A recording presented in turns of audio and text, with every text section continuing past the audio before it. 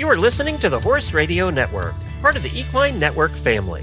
What a beautiful day for horses in the morning. You are listening to the number one horse podcast in the world. Here is your entertaining look at the horse world and the people in it.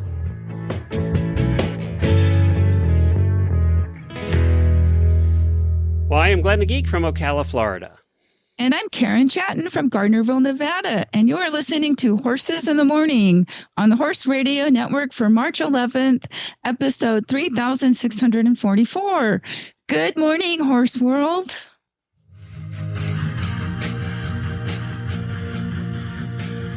When your start time's on Saturday and your finish time's on Sunday, and it doesn't get much better than best conditioned, and completing the challenge is the challenge, you're an endurance rider.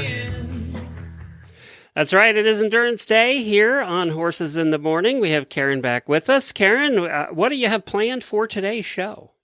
Well, today we are going to be talking about packing stuff in your saddle pack.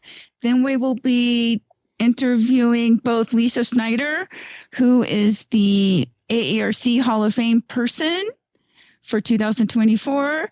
And then we will be interviewing Gunnar Frank, who is the owner and rider of the Hall of Fame horse named Trinity. And there's only one each year at the convention? One Yes. Hall of Fame horse and one Hall of Fame person? Yes. Okay. Mm-hmm. All right. Well, that's great. And you just did get back from the AERC convention in Reno, right?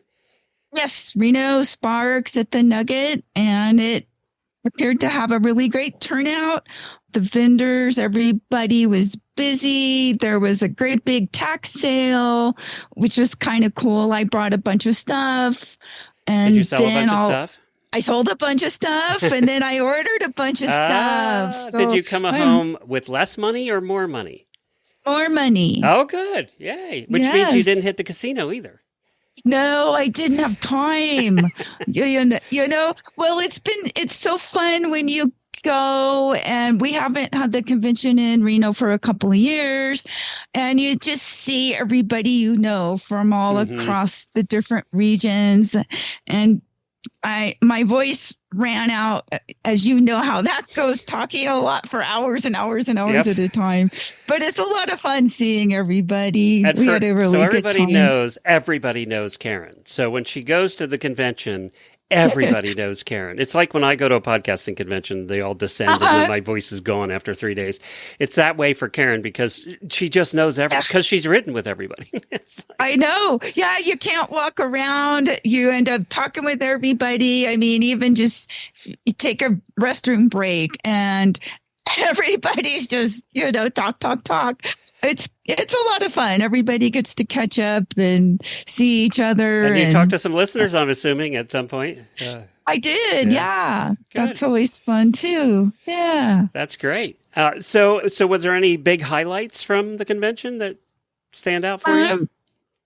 No, just I think it was nice. Everybody, I think, was having a good time. We were all happy to be there and see each other.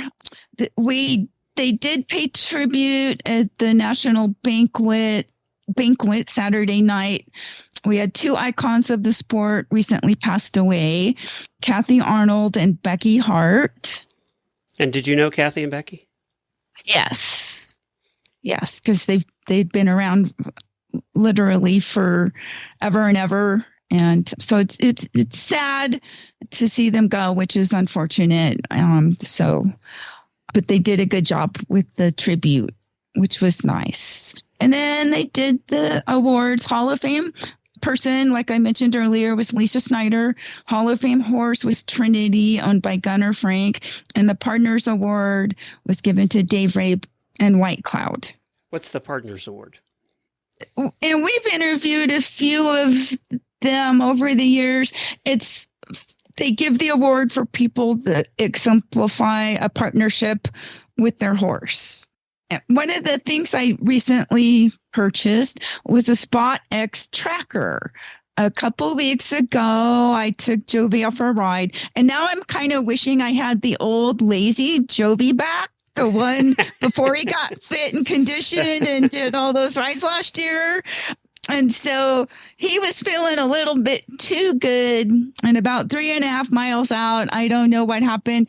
He zigged and I zagged. Or whether he went stage right and I just didn't go with him. You just stayed and I stayed in place. And then I decided, I'm looking at my stirrup. Maybe I should let go before I have no choice. So I let go. And he decided he was going to take the trail back. But it was a nice warm day. Decided it was better to go back by himself than have to carry you. He thought, this is fun. I bet I can get back faster than I've ever gone before. And he did. I followed his tracks all the way back. There were no trot tracks. He was not trotting. No. But Are you okay?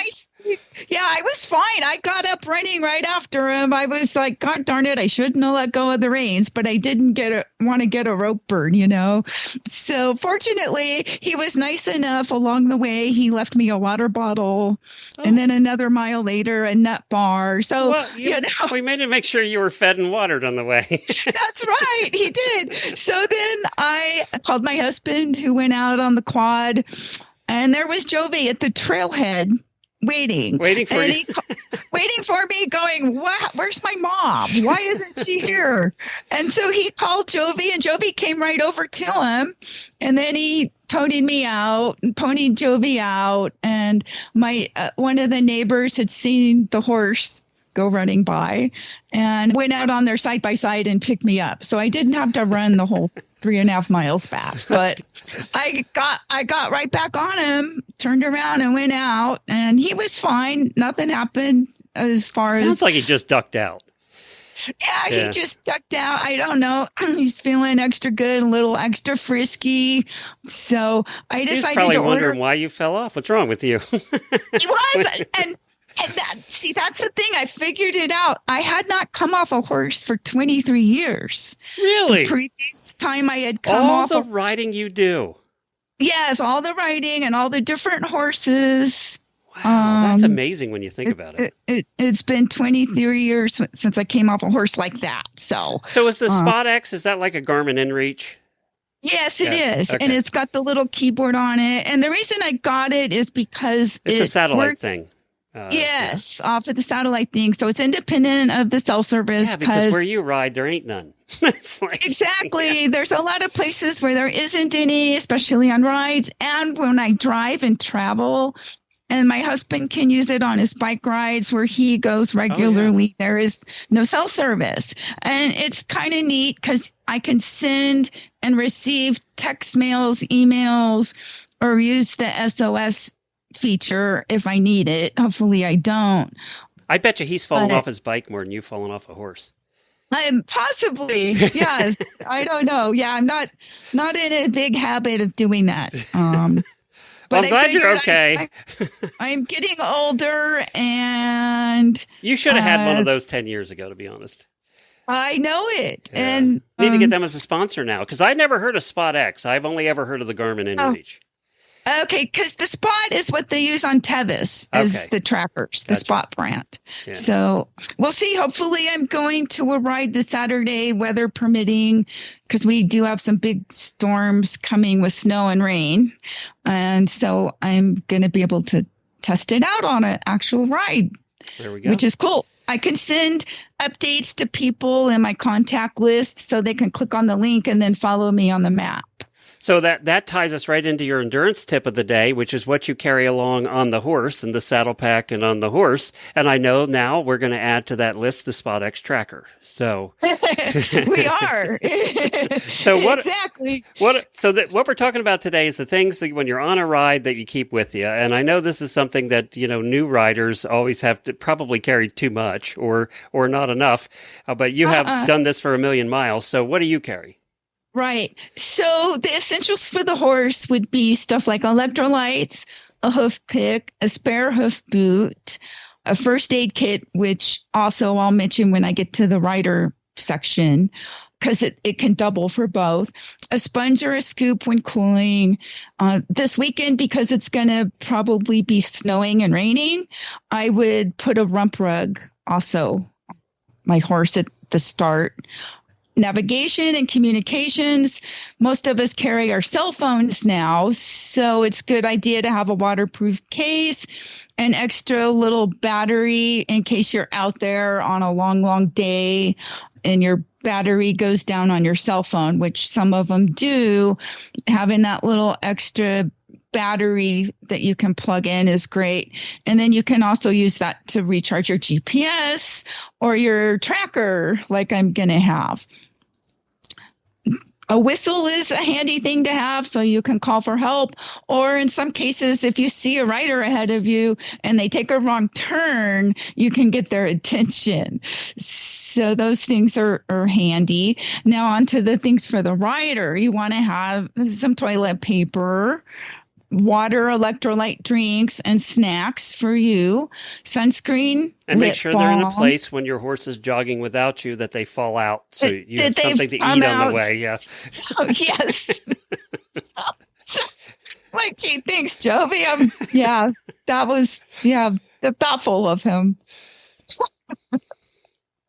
You want to have some sunscreen, lip balm, insect repellent, depending on where you're riding. I probably won't need it this weekend where it's going to be snowing. No, you'll probably be okay. But a lot of the year you do. It's handy to have some lightweight rain gear or a windbreaker, a multi-tool or a knife. And again, a small first aid kit with stuff like antiseptic, Band-Aids, gauze or vet wrap, and a bandana. And some extra string or clips, like carabiner clips, stuff you can attach things to or do some repairs if something happens to break. Now, I want to talk to you about packing, but what kind of packs do you use? I've been using the True Grit packs for a few years. And are they front or back? They have both. I like mine on the front, so it's easy to access all the stuff that's in them. Gotcha. Okay. And then I carry my water bottles on the back. Do you have a certain way you pack everything specifically? Yes, I do. So my packing tips are balance the weight evenly on each side of your saddle pack. That way, if your horse decides to go back to the trailhead without you, it doesn't cause the saddle to list over to one side. Oh, that's true. I didn't think about that. Yeah. It'll be, so you want it balanced.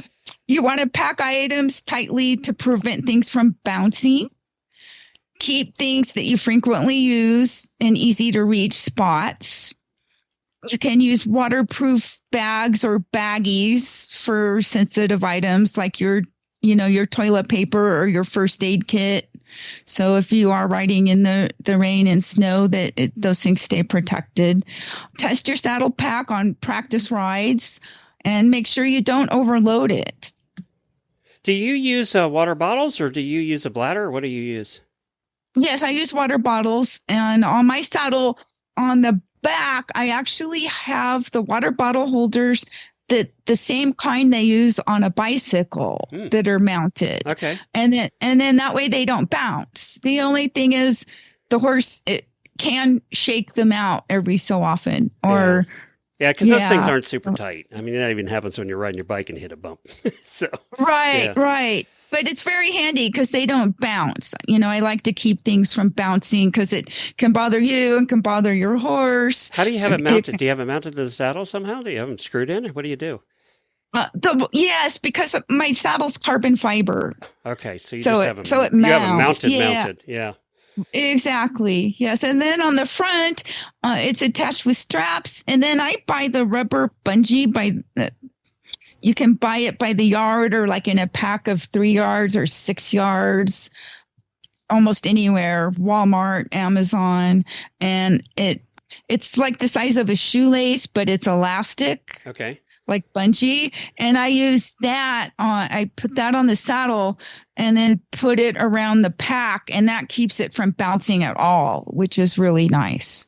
So won't bounce even if you take stuff out. Like if you fill it up with, some snacks or other things that you use up during the ride, the bungee still keeps the pack snug even with less stuff in it. So it's not bouncing and bothering you or the horse. Oh, that's terrific. All right, very good. And, something that you have below those packs that helps keep you in the saddle is the stirrups.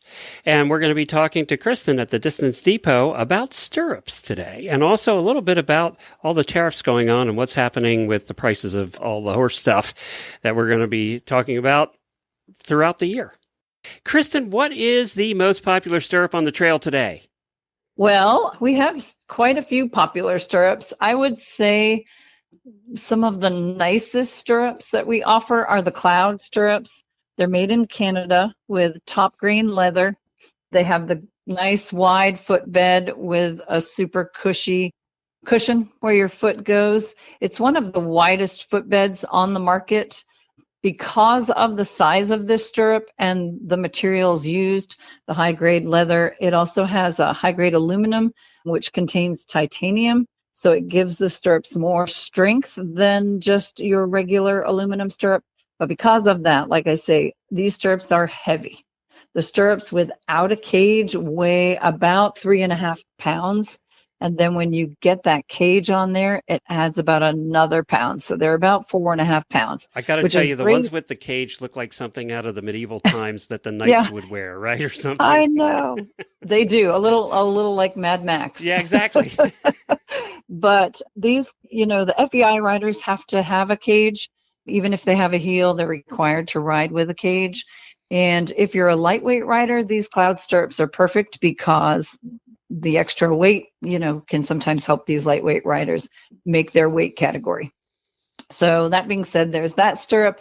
And then unfortunately, the Easy Care stirrups that we all knew and loved for many, many years have been discontinued. So we do have some options from a company called Shenandoah, and we have the aluminum trail stirrup and also a plastic stirrup, which on these stirrups, we can change out the top bars. Now, those Cloud stirrups do come in different top bar sizes as well, which means whatever size stirrup leather, if you ride in an English saddle and you need like 1.5 inch top bar, they're offered in that width. So you can also order it, if your stirrup leather essentially is 2.5 inches, or you have a Western fender, you're going to need a 3-inch top bar typically. So we can change out those top bars on all of the brands except for that Cloud stirrup. You have to order that particular stirrup in the size you need. The others, we change out the top bar and you can change it out down the line. So if you change saddles, you can change out your top bar to match whatever stirrup leather you need at that point. And then the Shenandoah has cages available as well, right? Yes. Yep. So we can put on a cage for you. You can order the cages yourself and put them on if you're handy or know someone handy that has a rivet gun. They're simply put on with rivets and held on there permanently. So offer some protection, and you can add the cages in your fun colors. We have reflect cages too. So if you ride at night or worried about being in the dark and need some reflection, we offer the reflect material on the cage too. And of course, we have stirrup leathers and traditional English stirrups. We do offer the shock absorbing top bar. So on the stirrup, the Shenandoah and the Tough One plastic stirrups, you can opt to have us put on that shock absorbing top bar that used to come on the Easy Care cage. So that's nice for your knees and your back over many miles. So as price points go, the Shenandoah are more affordable. Oh, yes, Yeah. Much more affordable. Yeah, the Cloud stirrups run in the $300 range, $240 essentially without cages, and $340 with the cages. When you buy the Shenandoahs, they run anywhere from $77 to $45. So yeah, much more affordable in the plastic and aluminum. Have brands. you been happy with the durability of the Shenandoahs? Yes, we have had good feedback, and they seem quite strong. We haven't had any complaints as far as hearing about any breaking or anything like that. So yeah, and they also have a wider footbed, not quite as wide as the Cloud, but still give you that support for your foot over those many miles with a comfy footbed. Well, that's terrific. And if you just go to thedistancedepot.com and search for Stirrups, you're going to find the Stirrup page. We'll put a link to it in our show notes as well. I want to talk to you about something, obviously, with all the tariffs coming in and everything. I assume we're not expecting the prices to go down because a lot of this stuff comes from a country other than ours. Yeah, unfortunately, we would love to buy made in the USA products and do whenever possible. So many of these products are made in China, and the cloud stirrups come from Canada. So that's yeah, not great either right now. So your encouragement would be buy before the prices go up. If you're going to look at I would say if you're looking at anything that you need to buy this year, if you're planning on buying something this year, buy it now. It's not going to get cheaper. No, I don't see that happening. Yeah, especially if it's a larger purchase like a saddle or something that's made outside the country, not made in the United States. Get that now. Don't wait because, again, I don't think it's getting cheaper. Yeah, I agree. Yep. And, this is the first time I've encouraged people to do that in the history of this show, but I think it's the first time we've been in this situation. So, for sure. And you can do that at thedistancedepot.com. Our first guest this morning is Lisa Snyder. She has nearly 17,000 miles and a 91% completion rate. She has completed the Tevis 10 times. 91%. That's pretty good. It is. Yeah.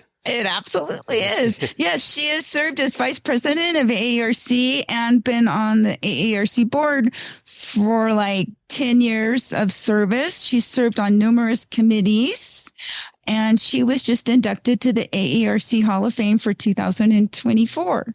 Well, good morning, Lisa. We want to say congratulations to you on being awarded the 2024 AERC Hall of Fame person. Yay!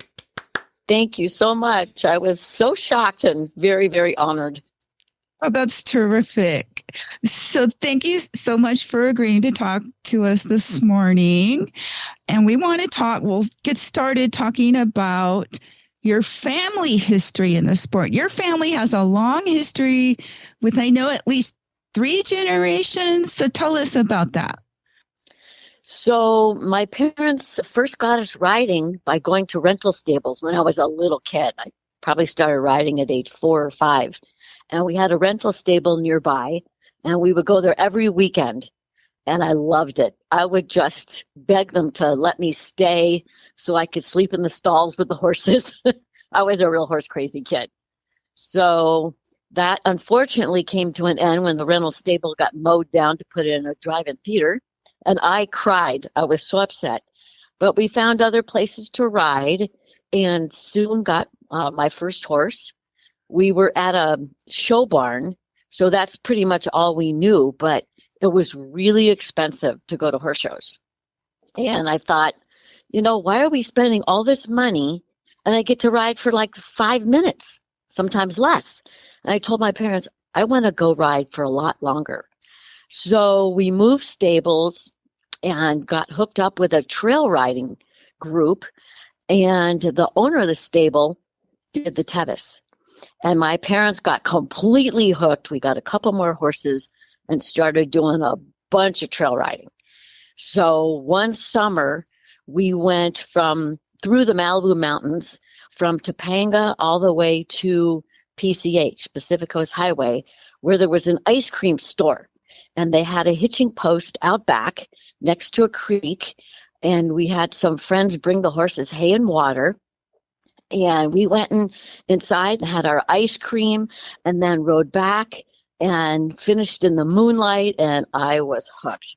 That was a phenomenal experience that I'll never forget. So we probably did 40 miles that day. So I thought, if I can do that, I can do 50. But my parents got first crack to the horses.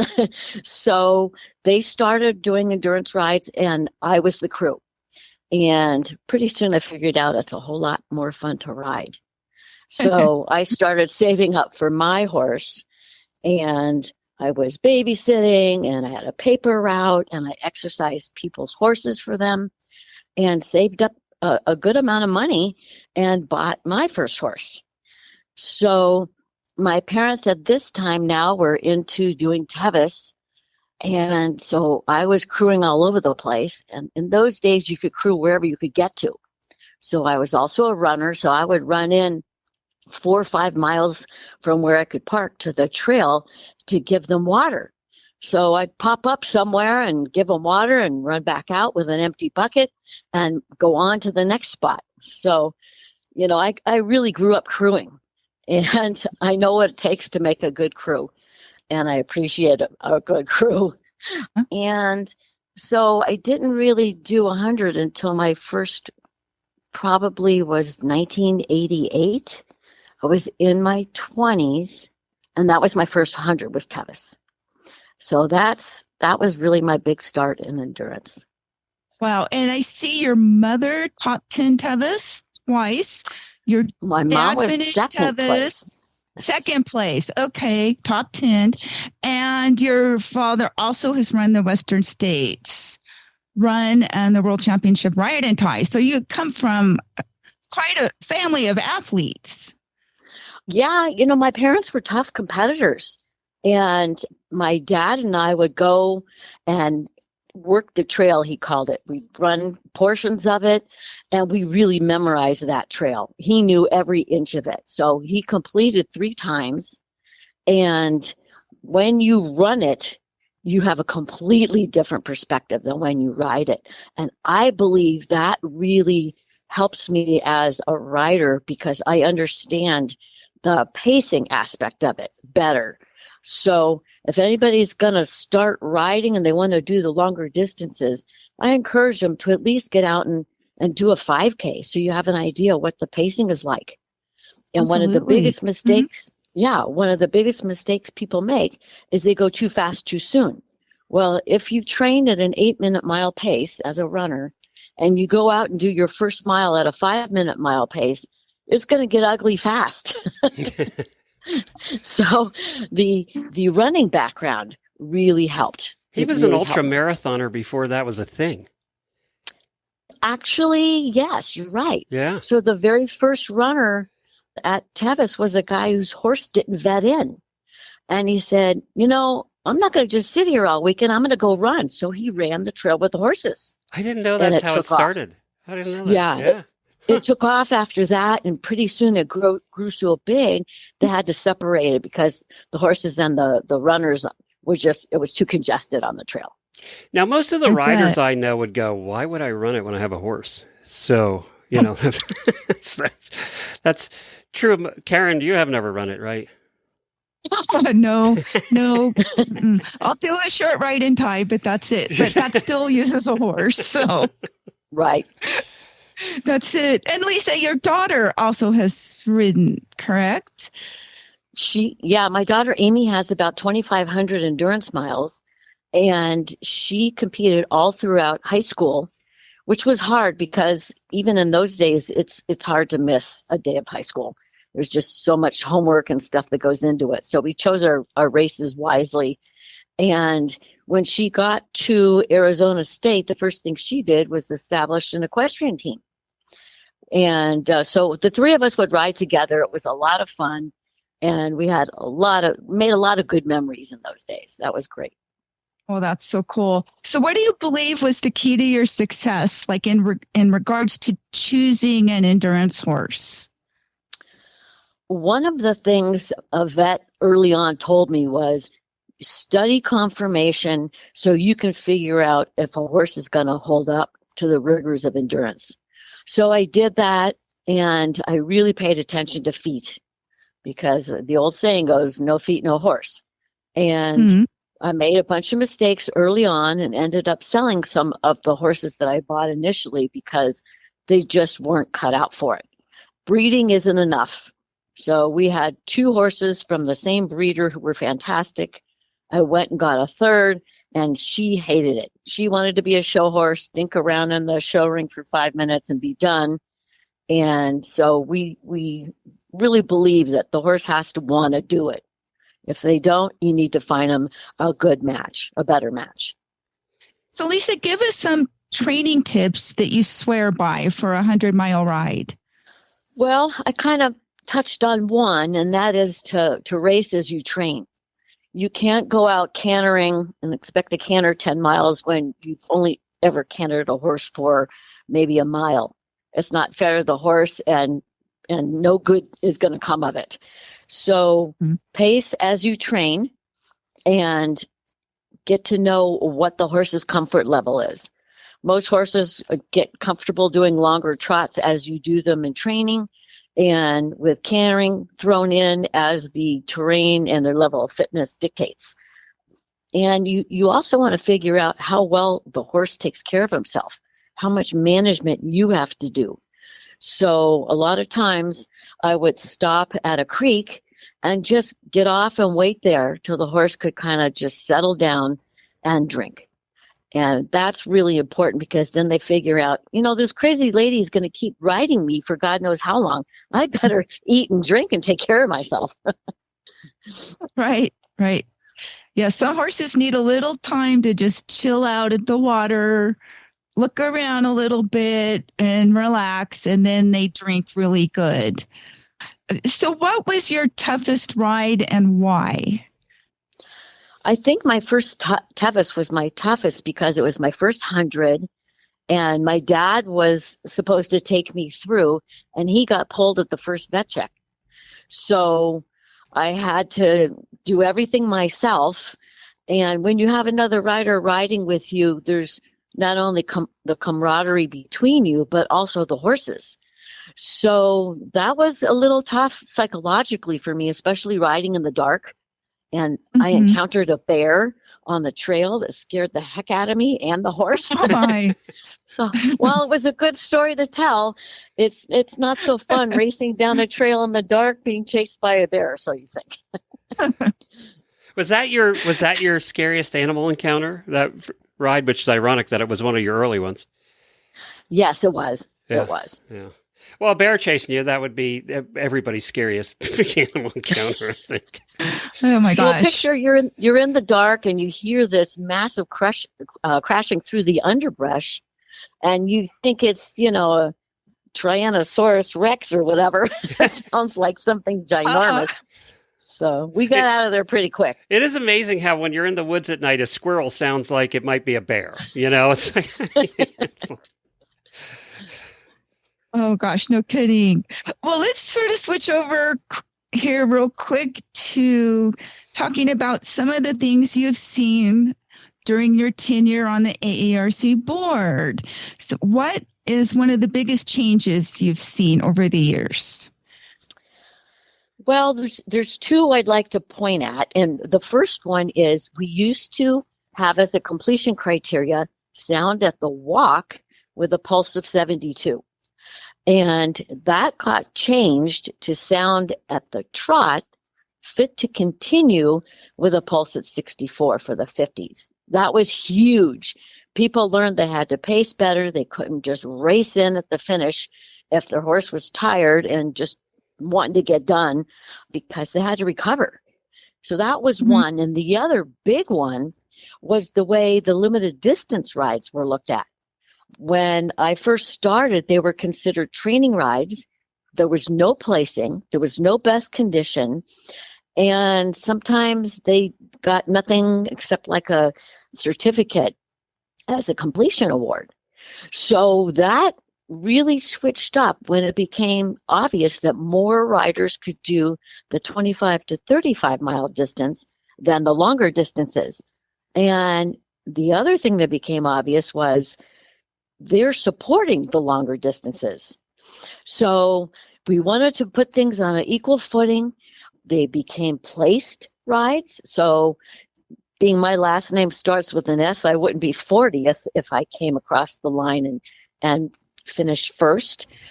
And also there was the best condition up for grabs. So there was a bit of a change of focus of the first 10. Instead of just saying, oh yeah, I raced in and got second place, it was more like, well, I got best condition. That was the big deal.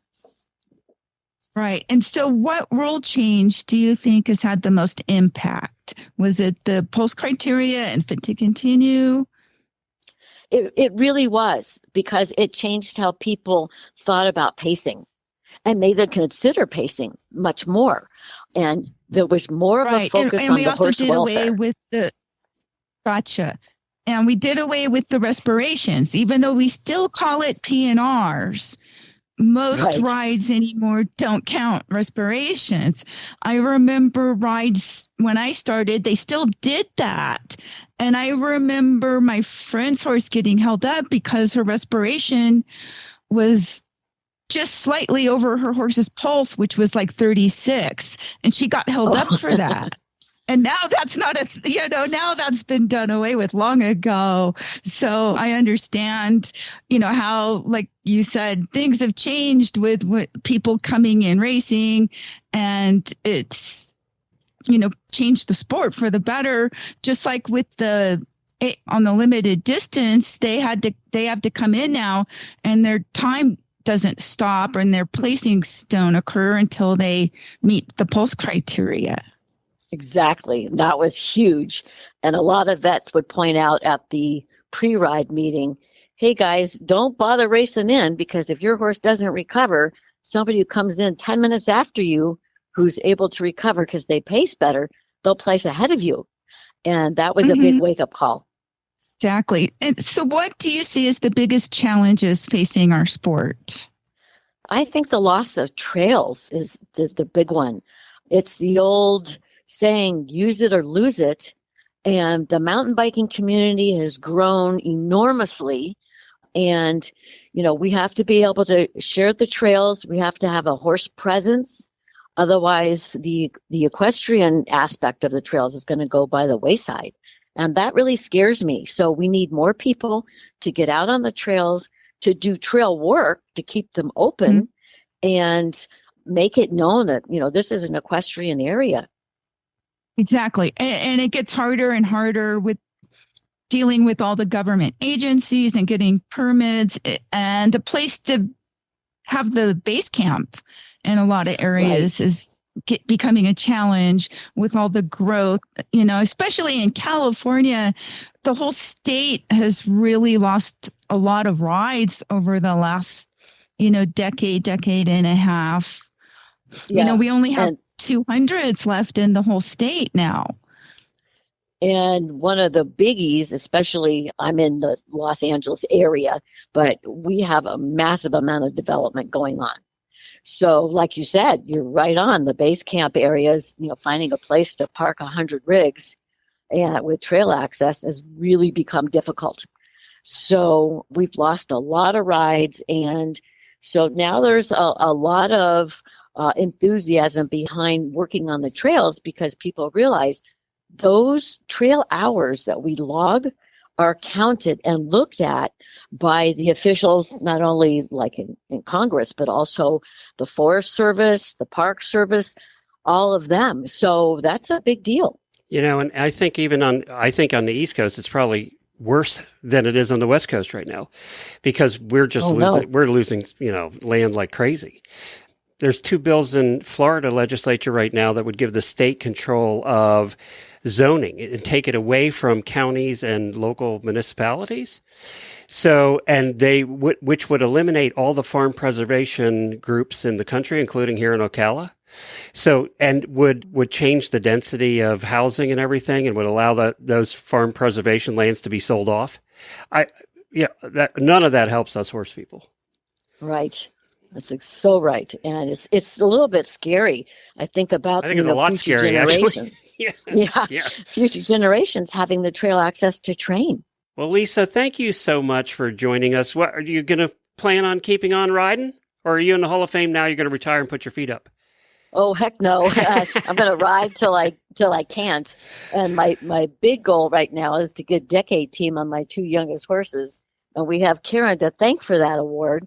There were 41 horses and riders who got decade team just this past year that were recognized at the AERC convention. That's so great. Thank you, That's Karen. I love that award. Yeah. Oh, thank you. Well, Lisa, thank you so much for joining us. We really appreciate it. And congratulations again. Not too many people get to be in a Hall of Fame of any kind. So congratulations and well done. Thank you so much. It was truly an honor. Sentinel Horse Feed knows there's no horse like your horse, and nobody gets their quirks, emotions, and unique personality better than you do. Just like you understand your horse inside out, Sentinel's expert nutritionists understand their individual dietary needs. With a wide selection of formulas, Sentinel Horse Feed has something for every life stage and activity level. Their 100% extruded nugget formula are packed with naturally wholesome ingredients crafted for your horse's whole body and well-being. Discover the difference of feed that's made to perfectly fit your horse. Visit feedsentinel.com/yourhorse to learn more or find a retailer near you. That's feedsentinel.com/yourhorse. Well, we have Gunnar Frank coming up next, whose horse made it to the Hall of Fame. But first, Chewy is your one-stop horse shop, from feed and supplements to supplies, medications, and more. Delivered straight to your barn with fast, free shipping on orders over $49 and the convenience of auto ship. You'll never have to worry about running out of brands you trust and the products you need. Check out auto ship at Chewy. You can count on Chewy to keep your barn stocked and your horse happy. Start shopping today at chewy.com/equine. That's chewy.com/equine. And up next is our guest, Gunnar Frank, whose horse Trinity is the 2024 AERC Hall of Fame horse.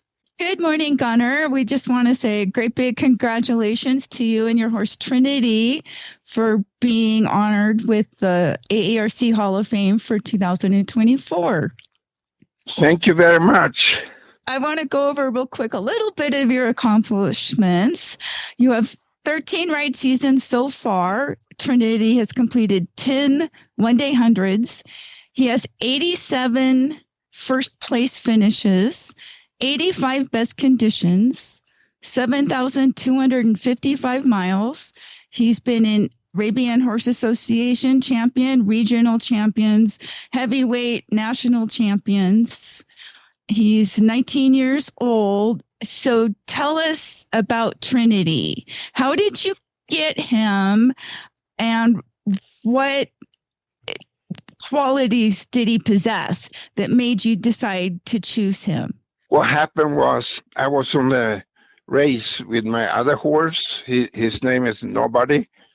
And on the hold on the vet check, a lady named Michelle saw me take care of my horse, and she selected me, and she said, "I'm going to give you a horse." Me and my wife, we received Trinity as a gift. And when we got Trinity, he was in pretty beaten up shape, you know. He been with horses that been biting and kicking him, so he had sores all over. He had a little pot belly, little sway back or very skinny back. When we got him, he showed everything good. And I immediately started training him. And he never opened a gate before, so that was a process and condition. And I took him to a race, and he took 5th place the first race, and he didn't show any signs of tiredness or anything. And from there, he just been better and better. He's a smart horse. He protects himself. So if get tired, he will slow down and protect himself. Fantastic horse on the trail. He sometimes a little stubborn doing things, but we never had any problems. So what are some of his strongest strengths? Like, is he a really good hill horse? Yeah, he know where the competition is, and sometimes he take advantage of that. For example, if could be in 3 or 4 place, he know how many horses is ahead of him, and we could be far back, you know. And if he decide that he gonna win, he will pass him, even if I try to slow him down. So when he decides to go, he goes. It's actually amazing how he figured that out. And he also know where the finish line is often. Okay, our last guest, we had asked her about choosing a horse. And one of the first things she mentioned was about looking for good feet. You know what they say, no foot, no horse. So what do you have to say about Trinity's feet and his conformation and that sort of thing? We spend, when we're looking at a horse, including Trinity, we bring them to a professional veterinarian to do x-rays and check the legs and feet. We did that with Trinity, even he was given to us. The veterinarian passed him. His feet is not very good, a little pancake looking feet, but the angles, everything was good. So with my wife, she's an expert trimmer. She do better than most professional, and she take care of his lower heels and things. So we spend more money sometimes pre-veterinarian check on the horses than we spend on the horse. Congratulations again. It's quite an achievement to have a horse make it to the Hall of Fame in the first place. You must be proud. I'm very proud. It's it should be. Yeah, extremely nice. That's the highest award you could get, I think. Well, Karen, thanks again for putting the show together today. If you want to listen to past episodes of the Endurance episode, the Endurance show has its own feed on your podcast player, where it's just the Endurance episodes, doesn't include all the other horses in the morning shows, which are a lot of them. So you can search for Endurance Rider on your podcast feed, and it'll bring up all the past episodes. And we've done 10 years worth, so there's a lot in there. So definitely go check that out. Karen, where can they follow you? You can follow me at KarenChatton.com. Very good. KarenChatton.com. Of course, Karen is here on the second Tuesday of every month. She'll be back again in April, and a ride season will be really getting underway all across the country at that point. And I know some of you have been snowed in and are just now getting back on your horses. I did want to mention that there is a Horse Radio Network virtual Tevis team. We have had one in the last couple of years, and it's done pretty well, actually. You can search for HRN Virtual Tevis on Facebook. It'll come up. So if you decide you want to join us on the team, you can, and you just have to get your 100 miles in. You can do it kind of any which way. They're kind of loose about that. If you ride a mile a day and can do it over 100 days, that's great. You don't have to do this all at one shot. And we did pretty well, although Stacy Westfall's team kills everybody because she has like 100 members. And I don't think we're getting close to Stacy Westfall's team. But we can try. So definitely check that out. And thank you to our sponsors, The Distance Depot and Chewy.com. Karen, we'll see you again next month. Thank you. Have a good ride, everybody.